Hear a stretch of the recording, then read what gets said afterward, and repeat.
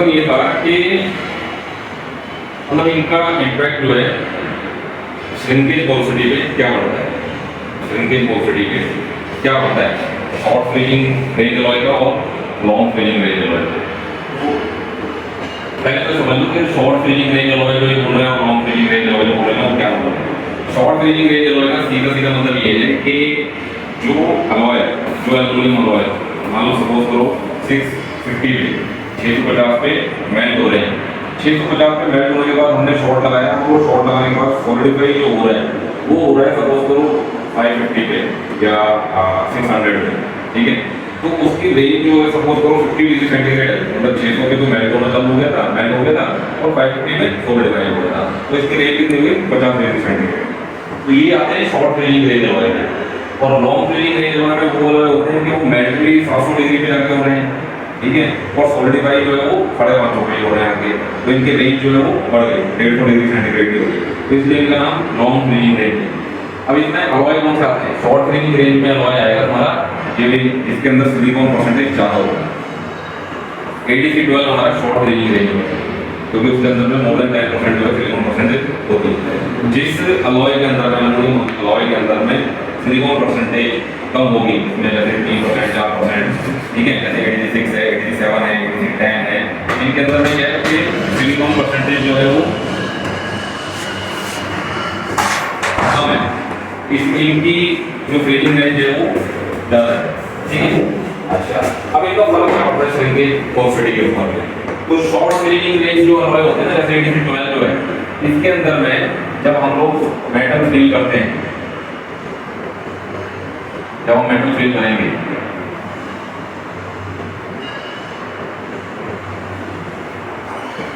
ये जो है हैचिंग वाला एरिया है ना, ये हो गया हमारा प्लास्टिक की सरफेस, ये हमारा गेट हो गया, ठीक है।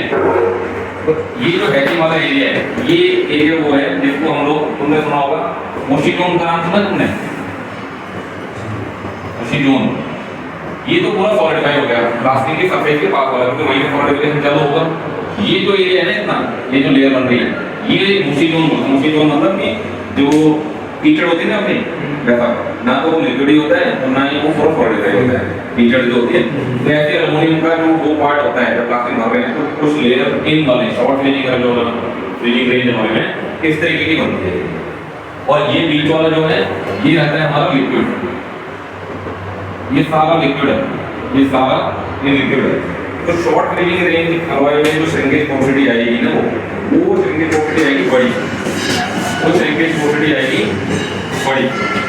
क्यों आएगी बड़ी? बड़ी का मतलब बड़े ग्लोबुल आएंगे इसके अंदर में, आएंगे इस टाइप के अलॉय के अंदर। वो कैसे आएंगे कि अभी मान लो सिर्फ ये ही इतना ही एरिया जो है उसी जोन का है, मतलब कि क्या बोलेंगे इसको कीचड़ टाइप का जो है, और हाँ इसको फिल करने के लिए इतना सारा लिक्विड है आसपास, इतना सारा लिक्विड है ना उसके पास में फिल करने के लिए। अब होगा क्या, जैसे जैसे सॉलिडिफाई होगा ये मोशी जोन जो है ना वो शिफ्ट होता जाएगा, ये सारा सॉलिडिफाई होता जाएगा, ये फिल करता जाएगा। तो लास्ट में जहाँ लास्ट में सॉलिडिफाई होगा वहाँ भी वो बड़ा ग्लोबुल है, बाकी सारा ये फिल करते हैं इस टाइप के अलॉय के अंदर में। तो इसमें ये बोला जाता है जो शॉर्ट फ्रीजिंग रेंज होते हैं इसमें जो आता है वो हमारा मैक्रो पोरोसिटी आती है। मैक्रो पोरोसिटी मतलब बड़ी बड़ी पोरोसिटी है, ठीक है ना। तो शॉर्ट फ्रीजिंग जो अलॉय होते हैं जिसमें सिलिकॉन परसेंटेज ज्यादा होता है, जैसे AdC12 वगैरह, ठीक है ना। दूसरा लॉन्ग फ्रीजिंग जो अलॉय होते हैं जैसे AdC6 AdC7 वाला के अंदर में, उसमें क्या होगा, उसमें ये जो चीज बनेगी ना, उसमें ये सारा जो है ना, ये सारा मोशी जोन रहेगा।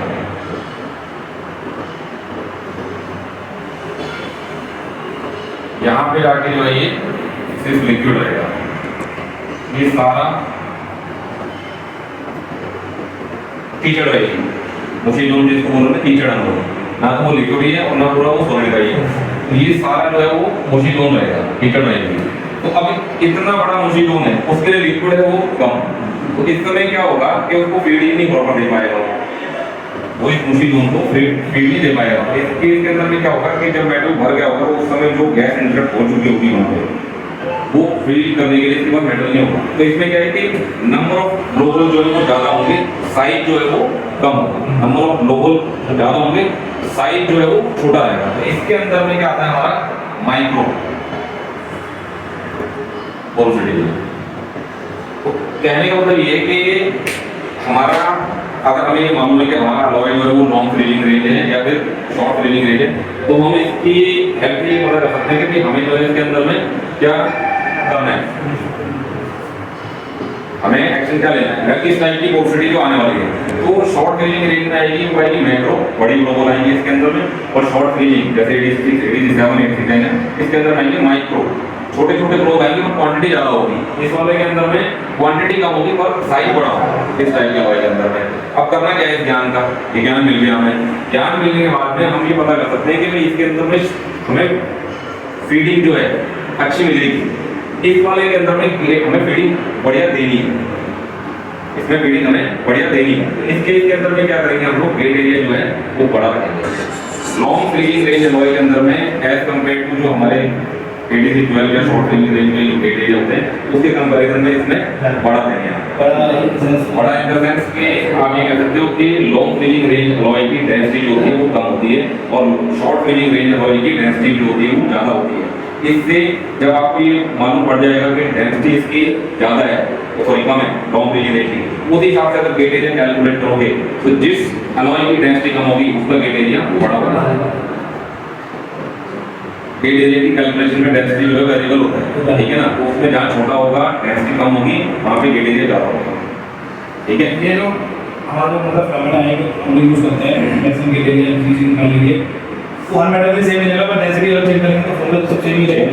नहीं फॉर्मूला सेम रहेगा पर डेंसिटी चेंज हो जाएगा, डेंसिटी चेंज होने की वजह से डिफाइन डिफरेंट हो है। बस मतलब बोलेगा कि 86 और 86 पहले दोनों के पूर्ण डिजाइन करेंगे तो गेट एरिया डेंसिटी बड़ा है, फिनोमेना सब एक ही निकालने के लिए बिल्कुल ऐसे ही जिंक का सबका फिनोमेना सेम ही है।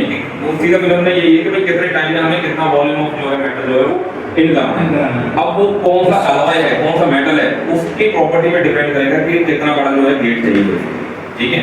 तो इस ज्ञान का फायदा ये है डिजाइनर के लिए, फायदा ये है उसमें कि अगर हमें पता है ना कि अलॉय के लिए हम लोग डाई डिजाइन कर रहे हैं तो उस समय ये फीडिंग जो है प्रॉपर हो सकता है। अगर ये ज्ञान हुआ हमें कि अलॉय जो है लॉन्ग फ्रीजिंग रेंज है या शॉर्ट फ्रीजिंग है, ठीक है ना। कंपैरिजन में ये आगे जो हमारा डेंस वो गेट एरिया है वो इनवर्सली प्रोपोर्शनल टू डेंसिटी होता है, वो शुरू से ही है, ठीक है। Long freezing short freezing range alloy के अंदर में हमें ये ध्यान रखना है कि हमारे को इसके अंदर में अपनी थर्मल बैलेंस करना है, क्योंकि इसके अंदर में तो ऑलरेडी जो है वो फीडिंग प्रॉपर है, इसके अंदर में इसकी फीडिंग प्रॉपर है हमारे, हम सिर्फ इसकी जो श्रिंकेज पोरोसिटी है वो थर्मल बैलेंस के थ्रू जो है कम कर सकते हैं। इस वाले के अंदर में फीडिंग जो है प्रॉपर करके कर सकते हैं, फीडिंग हमें बढ़ा के रखनी पड़ती है लॉन्ग फ्रीजिंग रेंज में।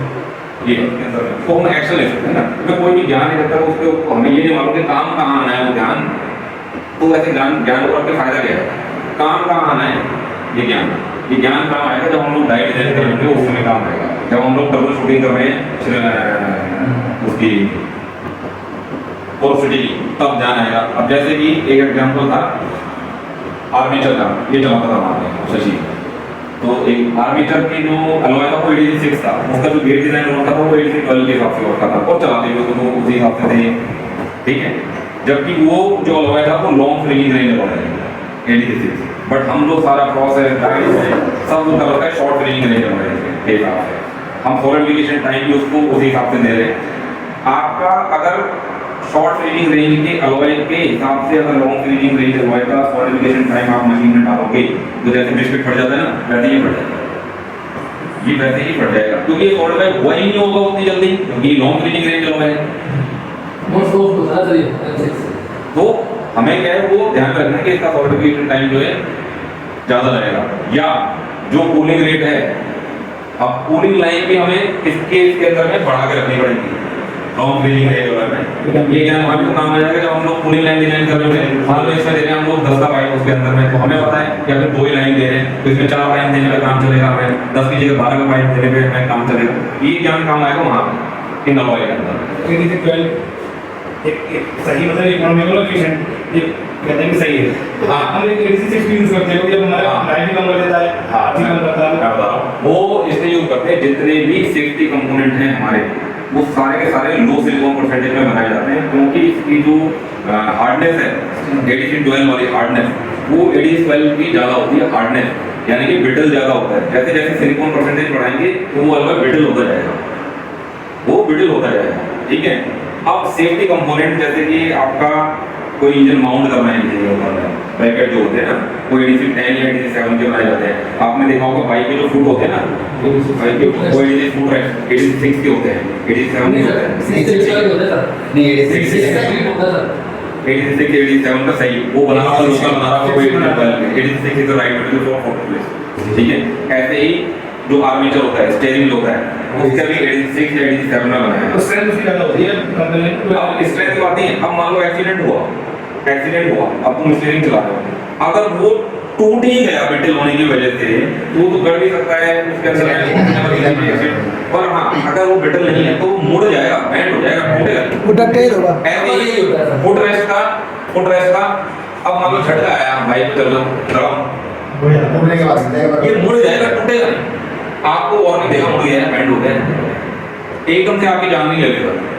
इसलिए सेफ्टी जितने भी कंपोनेंट होते हैं उसमें ये लॉन्ग फ्रीजिंग रेंज अलॉय जो है वो यूज किए जाते हैं, ये प्रपोज होता है। ADC12 तो इकोनॉमिकल, ठीक है, और जिसके अंदर में आपकी सेफ्टी मैटर नहीं करती है, उस केस में हम LED लाइट वगैरह जो है इसमें यूज करते हैं, मतलब कि विंडो के ऊपर जो सामने वहाँ पे क्रैक हो जाए, वहाँ पे आदमी को नुकसान नहीं हो। ये जो कंपोनेंट है ये सीधा सीधा आदमी को नुकसान पहुँचाने वाले हैं। कई इंजन माउंटिंग रॉड जो है ना एल्यूमिनियम के बनते हैं, वो भी इन्हीं कंपोनेंट में बनते हैं, ADC10 और ADC7 के अंदर। तुम्हारा वो जो स्पूल आता है ना, जो मैं बता रहा हूँ सेफ्टी वाला जो सीट बेल्ट का होता है, वो भी जो है LSI Q3, LSI 12 और ADC10, ADC6 इनके बनते हैं। ये उनका कंपनी के ऊपर डिपेंड करता है, नॉट ओनली जैसे company branded company safety equipment बनाने के अंदर में वो ADC6 और ADC7 ही यूज करती है, ADC12 नहीं यूज करती अपने किसी कंपोनेंट। ऐसी आशी मोरी करके एक कंपनी है बनाने के अंदर में, वो भी सेम बनाती है स्कूल में, वो ADC12 बनाती है। जैसे कि वो स्लाइडली बहुत ज़्यादा डिफरेंट। सर मेरा एक सवाल है, जैसे बाइक में प्रोसीडी आ रही है, अब आपने हमने ले लिया तो इसके अंदर कौन सा कम्युनिकेशन करनी पड़ेगा तो मटेरियल अगर ऐसा हो रहा है तो प्रॉपर्टी चेक करेंगे, फिर क्या क्या आ रहा है, क्या काम क्या जाता है, तो उसका पता लगेगा तो इसके अंदर क्या डालना पड़ेगा, सोल्यूशन क्या रहेगा। सोल्यूशन हमने यही बताया ना, इसके अंदर फीडिंग जो है हमें बड़ी रखनी पड़ेगी as compare to short finishing variable. हमने बोला जिसमें माइक्रो पोर्सिटी आ रही है उसके अंदर में हमें ये पता है कि मुशी जोन बहुत बड़ा बन रहा है, लिक्विड इसको फीड करने के लिए कम है, तो हमें लिक्विड ही प्रोवाइड कराना है, उसको लिक्विड प्रोवाइड करने के लिए उसकी फीडिंग बड़ी करनी पड़ेगी हमें, तो इसलिए गेट एरिया बड़ा रखना पड़ेगा as compare to ADC short finishing variable. इसके लिए ये सोल्यूशन है। इसके लिए सोल्यूशन ये है कि इसको लिक्विड बहुत मिल रहा है, मुशी जोन बहुत छोटा है इसके अंदर में, तो हम क्या करें, इसको शॉर्ट लगते ही अगर सॉलिडिफाई कर दें तो इसके अंदर में मैक्रो पोर्सिटी नहीं बनेगी। अगर मान लो जो सेकेंडरी पोर्सिटी आती है वो ऐसी आती है कि ये मुशी जोन जो है शिफ्ट होता जाएगा। अब पिक्चर बना हमारे दिमाग में क्या समझना चाह रहा हूं, हाँ सर, तो वर्ड बहुत से वो होता है, यहाँ से सॉलिडिफाई होना चालू होगा, यहाँ ये कीचड़ बन गई थोड़े से एरिया में, शॉर्ट फिनिशिंग एरिया में छोटी कीचड़ बनेगी, इसमें बहुत कीचड़ बनेगी लॉन्ग फिनिशिंग एरिया में, और ये कीचड़ का जो एरिया है ना जैसे जैसे सॉलिडिफाई होगा ये नीचे शिफ्ट होता जाएगा, सेंटर की तरफ आता जाएगा। अब लास्ट में जो सेंटर हो जाएगा उसको तो फीड करने के लिए जगह नहीं मिलेगी ना, यहाँ से भी रास्ता खुला हुआ है इस मोशी जोन को भरने के लिए। जब ये पूरा सेंटर में चला जाएगा ये रास्ता बंद हो जाएगा ना, ये मतलब जहाँ वो रह जाएगा जितना बड़ा रह जाएगा बीच में एरिया अनसॉलिडिफाइड, वो संकेत से बड़ा मैक्रो बना देगा, इसलिए इसमें मैक्रो पोर्सिटी आती है। इस वाले में क्या है कि बहुत बड़ा मोशी जोन है, यहाँ सारे में कीचड़ है, इसमें क्या है कि एक तरीके से गीला गोबर है, छप करके बहेगा, जो बुलबुले रह गए वो रह गए, वो बुलबुले रह गए, उनको फीडिंग नहीं मिलेगी इसके अंदर, क्योंकि इसमें फीडिंग है नहीं, इसमें लिक्विड जो है बहुत कम है, तो इसका सोल्यूशन ये है इसमें हम लिक्विड दें, इसमें बड़ा गेट ताकि इसका रास्ता एंड तक बंद ना हो। शॉर्ट गेट रहेगा तो वो तो फ्री हो जाएगा जल्दी, इसका रास्ता बंद हो जाएगा जल्दी, इसका बंद नहीं होगा अगर हम बड़ा गेट देंगे, इसका सोल्यूशन